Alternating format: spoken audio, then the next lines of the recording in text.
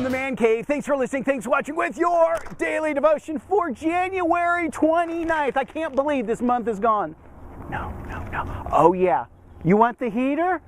You want the heater? Here it comes.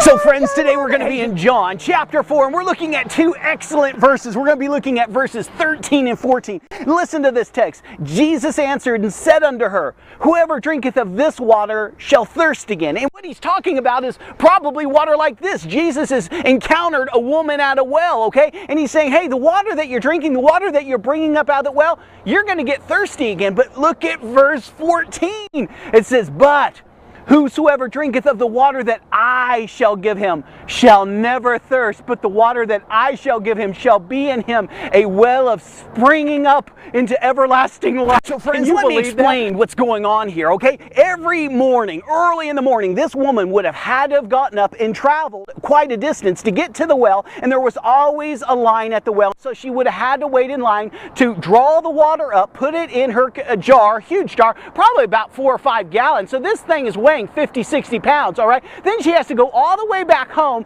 and she puts it in a reservoir within her house, okay? Some kind of cistern or something during those days, and then she had to go all the way back. And normally these women, that was their job, okay? The woman of the household was in charge of this. They would have had to have done this 4 and 5 times to get enough water, okay? To bathe a little bit, to drink a little bit, to feed the animals, or whatever it was.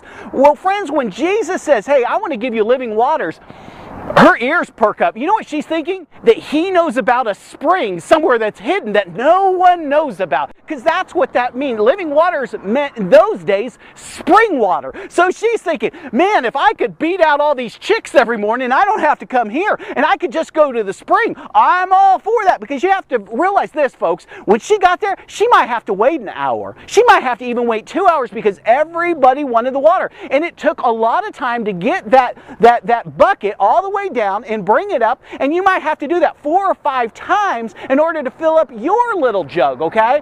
Well, God is not talking about spring water. He's not talking about this type of water. He's talking about himself being the spring of everlasting life that dwells on the inside of you. And friends, once you get Jesus on the inside of you, and it's real, you'll understand what I'm talking about. You have peace that surpasses all understanding. You have joy. You have the beauty of the Lord. You're praising God. You have all of God resting on you, and you enjoy him. Friends, I meet a lot of people. They're not enjoying their Lord. They're just inking it through life. They're having a hard time. But friends, once you get that relationship where it needs to be, and he truly is Lord, Master, Savior, he's the owner of your life, meaning he's Adonai of your life. Jesus is my Adonai. Guess what that means? It means this, that you have the living waters, that you're happy on the inside. It's not religion. It's not ceremonies. It's not cults. Here's the thing. It's not any of those things. What it is a living relationship where he speaks to you. Friends, my sheep hear my voice. And a lot of times people hear that and they think, well, I'm not hearing God. Well, here's the thing. Listen up. Get the junk out of your life and you'll start to hear.